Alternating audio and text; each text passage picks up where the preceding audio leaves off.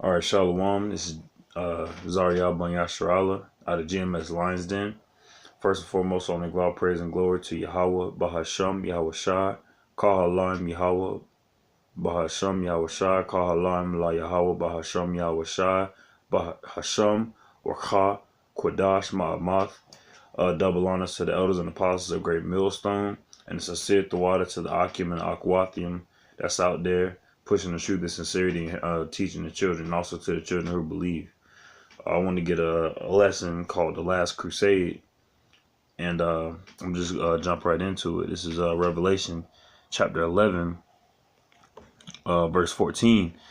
The second woe is past, and behold, the third woe cometh quickly. So this lesson is about the last crusade, the third woe. All right, the third world war, Slakia, that's about to take place. Is going to be the last crusade, and the crusades, they happen around I can't say exactly what year, but when you look it up, it's very it's a staple in it's a staple in society. You know, the last crusades or the medieval crusades, the Christian crusades.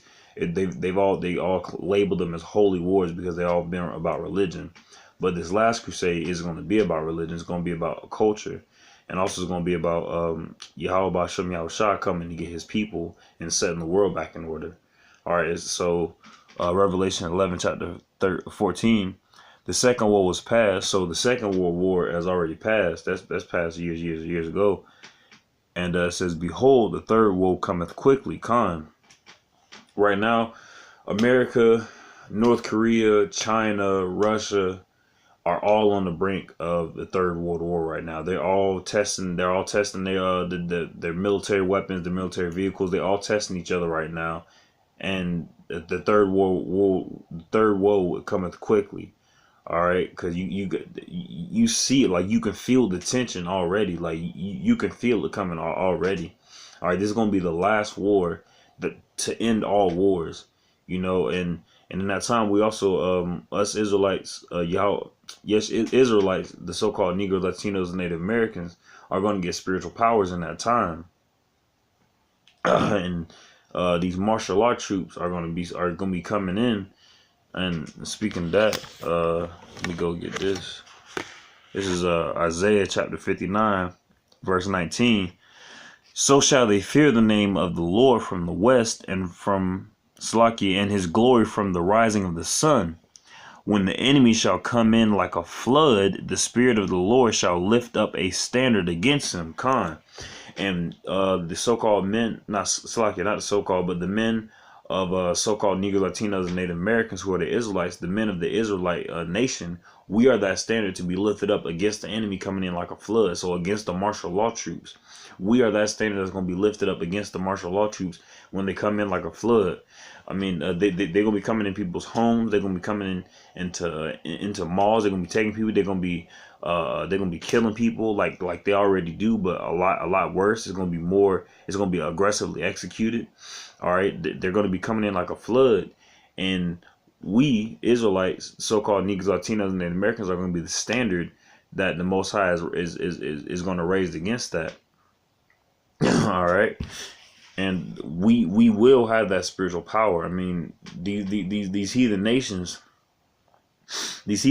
don't believe that they don't believe in Yahweh Hashem Yahushua anymore like they used to, and they treat us like shit.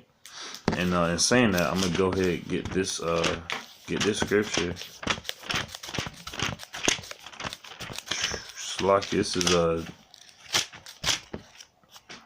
This is Joshua chapter 2. This is Joshua chapter 2, verse 10. For we have heard how the Lord dried up the water of the Red Sea for you. So this is a harlot talking to two spies who went into the city of Jericho, that Joshua told them to go into the city of Jericho. So I forget exactly what he told them to do, but he told them to go into there, and they met a harlot, and she was telling them about what that city had heard about what Yahweh Shem Yahushua did for the children of Israel to flee out of Egypt. So, started at the top.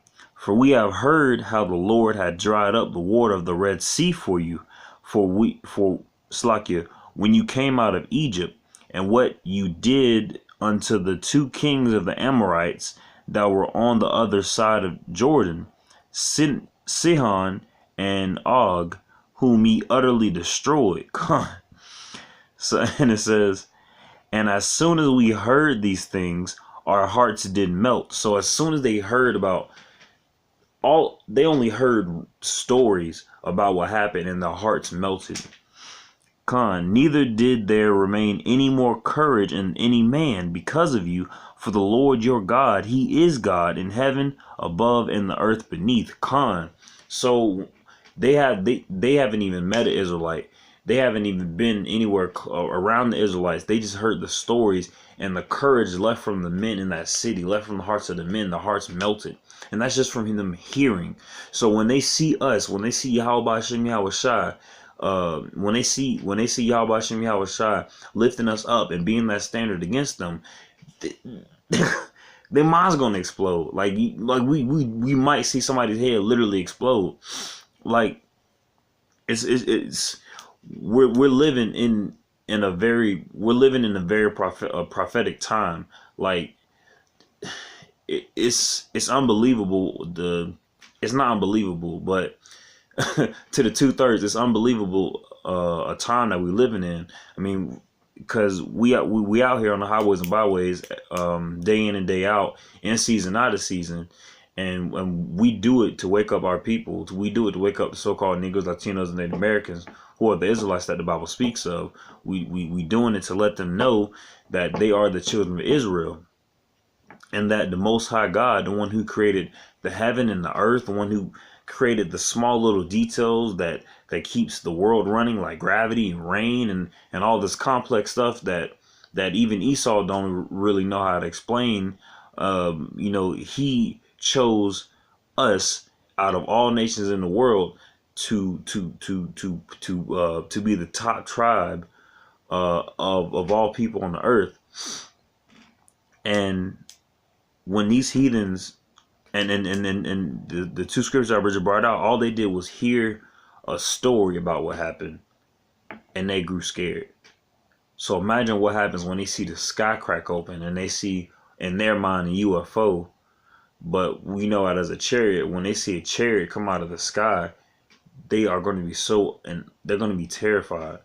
Like they're going to be terrified. And then when they see, let me get this scripture real quick. And when they see the Israelite man, and when they see the Israelite man being raised up as a standard against the heathens, when they see the Israelite men being raised up as a standard against the heathen, they're gonna tremble in fear. They're gonna tremble because they're gonna regret treating us the way they did, you know. And this is Jeremiah chapter 16, verse 16. Behold, I will send for many fishers, and that's what we're doing right now. He called us out of the world because we're fishing, because we're fishers of men. And so when we're out there on highways and byways, we just cast the nets. We read scriptures, and people, it falls in their ears, and they hear it. And if it's not for them, they won't take the bait. But if it's for the right type of fish, they're gonna come in and they're gonna ask questions, and so on and so forth. Behold, I will send for many fishers, saith the Lord, and they shall fish them. That's what we're doing on the highways and byways. And after, I will send for many hunters, and they shall hunt them from every mountain and from every hill and out of the holes of the rocks. And that's what we're going to be doing to these elites and to these banking elite families, because they already know what's about to come. They already know that they have a short time in their kingdom. So what they did is they built underground bunkers. They built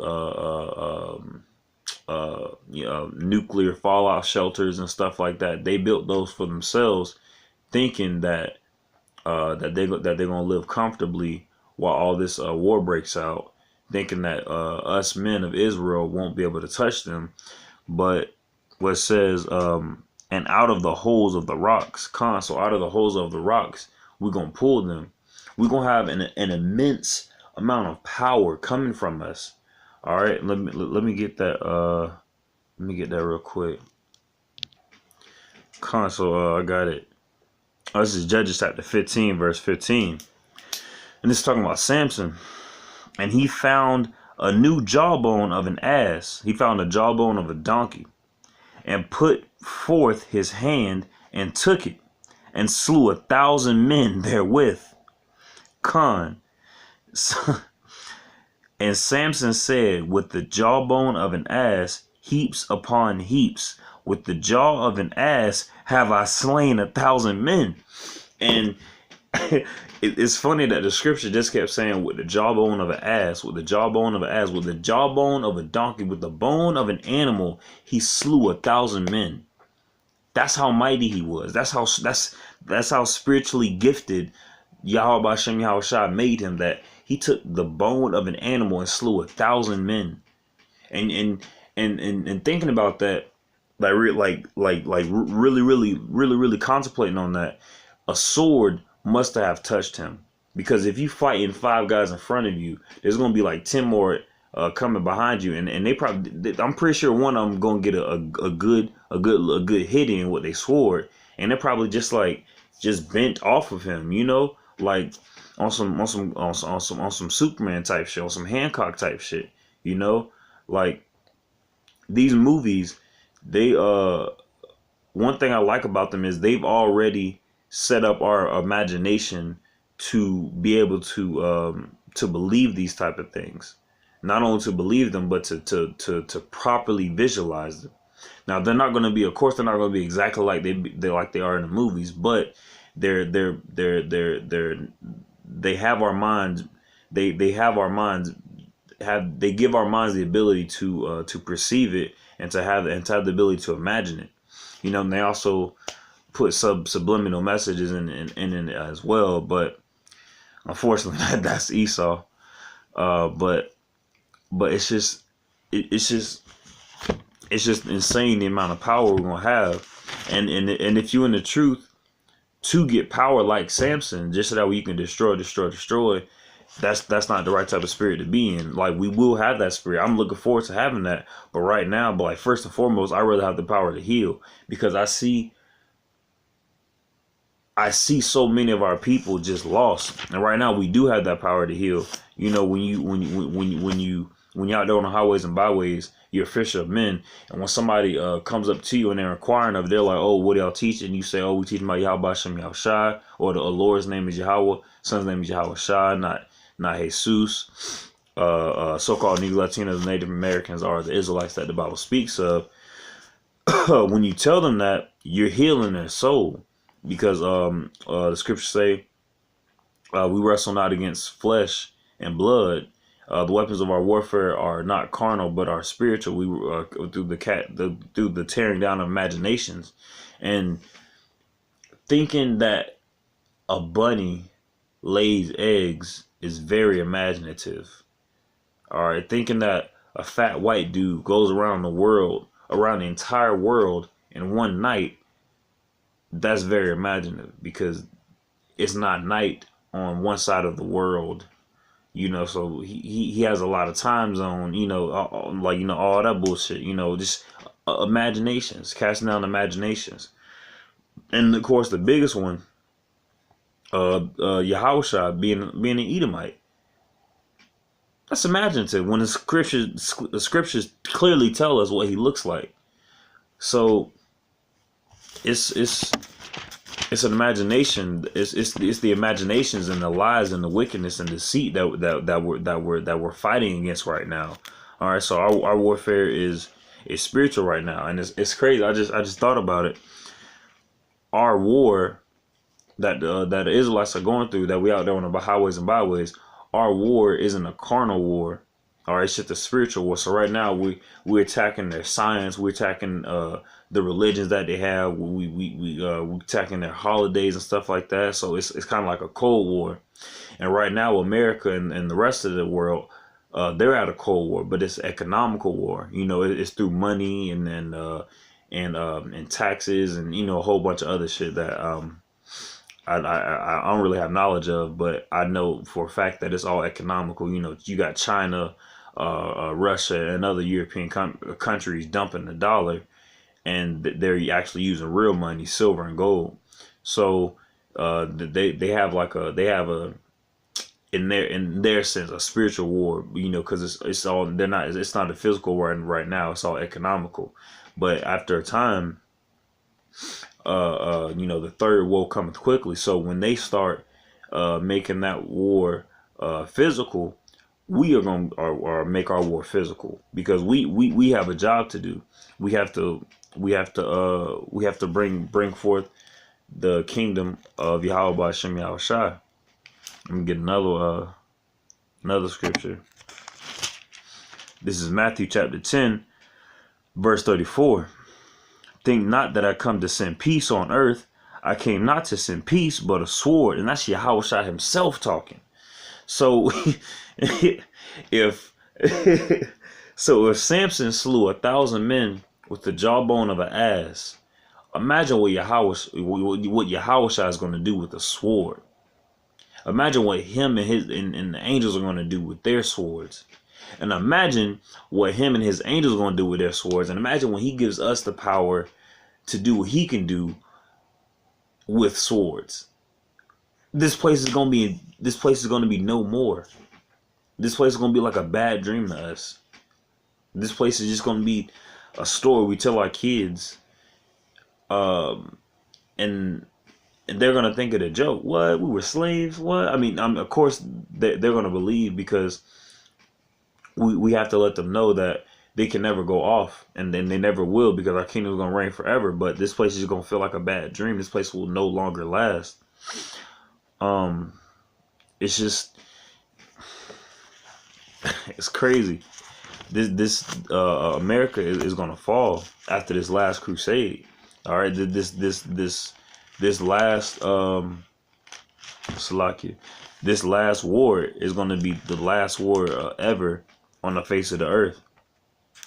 It's like I'm trying to find another scripture. And this last war is going to be this next war is going to be the last war to end all wars. So this is Revelation chapter 13, verse 10. He that leadeth into captivity shall go into captivity. He that killeth with the sword must be killed with the sword. Here is the patience and the faith of the saints. Con. So he that leadeth into captivity shall go into captivity. Did not the so-called white man lead so-called Negroes, Latinos, and Native Americans into captivity? And then you have people out there on the highways and byways and be like, well, hey, you know, in Africa, it was black people selling black people. No, it was Hamites selling Israelites. Completely different. They'd be like, oh, well, you know, white people was in slavery. Well, if they were in slavery, they're most likely going back. They were most likely Jakes. And you did have the slaves in the Middle East, but like I said, they're most likely Jakes, because they were all Irish. And the Moors conquered. They didn't conquer Ireland, but they were in Ireland, and so a lot of their bloodline goes back to the Jakes, to so-called Negro, Latinos, and Native, to Abraham, Isaac, and Jacob. So when you think about slavery, the first thing you think about is American slavery. All right, so our people are scattered abroad everywhere, and they did all that slavery everywhere. And so this last crusade is going to be the crusade to end all crusades. It's going to be the last war to end all wars. All right, and I want to leave off with this last scripture.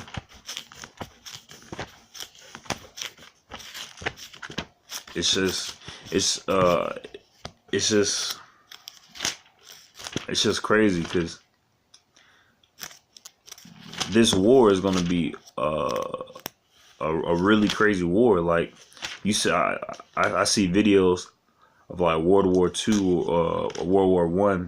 I think World War I. Yeah, they have like old footages and stuff like that, and old Vietnam Wars, and they show them, and it's very very bad. You see, like you see people getting shot up, people being lit on fire. You just see some really really gruesome stuff. But to think that is going to be 10 times more gruesome than that, you really have to we really have to stay grounded in these scriptures, because in this time, well, in that time during Jacob's trouble, when the war breaks out, we probably won't be able to have our Bibles on us, or our phones with our Bible. Got a Bible app on you, so you're gonna have to be able to go in your mind and think, oh, I did this scripture, that scripture, this scripture, that scripture. So when you see when you walking down the street, or you trying to protect your family, you trying to protect yourself, and you see like cannibalism, you just gotta understand, oh, the heathens. You'll think about a scripture, and it's gonna help you get through. All you're gonna be doing is just think about think about the scriptures. Think about Yahweh Shem Yahushua.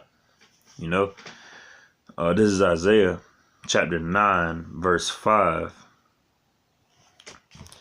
So for every battle of the warrior is confused noise, and garments rolled in blood, but this shall be with burning and fuel of fire. And this last battle is going to be a fiery battle. All right, because America's going to be destroyed with thermonuclear destruction. So there's going to be a lot of fire around it. This place is literally going to turn into hell. All right, the hell isn't a place. Hell is below the ground, but hell isn't like an actual place below the ground with fire lakes and stuff like that. And you got little demons with pitchforks and shit like that. And that's not what hell is. Hell, this place, this America is hell. All right, because you have real live demons walking around with gauges and piercings and face tattoos all on their face and shit like that. You got demons on just even normal looking people. And when this place gets hit with them ICBM missiles, this place is going to turn into a living hell for people. There will be cannibalism. There will be people getting shot up. There will be women getting raped. All right, there will be babies getting killed and getting snatched and shit like that. Because this place already is hell, and you can't see it because it's a spiritual. It's a spiritual hell. But when the third woe cometh quickly, this place, you will see is going to be turned into a physical hell. All right, buildings on fire and all that crazy stuff. So I just wanted to I just wanted to bring this out. I pray that it was edifying, and shalom.